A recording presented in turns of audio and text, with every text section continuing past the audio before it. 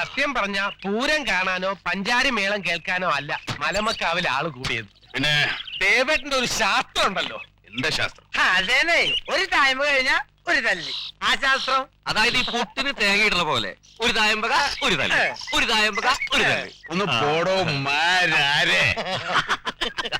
തൊഴിലിൽ കള്ളം കാണിക്കുന്നവൻ ആരായിരുന്നാലും ശരി, അവന് മാപ്പ് കൊടുക്കില്ല ദേവനാരായണൻ.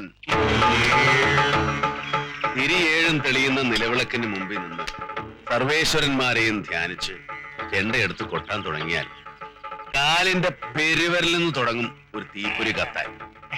പതികാലം കൊട്ടിക്കഴിഞ്ഞ് കൂറിലേക്ക് കിടക്കുമ്പോ ആ തീപ്പൊരി ഒരു പന്തായിട്ട് നാഭി വഴി നെഞ്ചു വഴി മേലോട്ട് അങ്ങനെ കത്തിക്കയറും.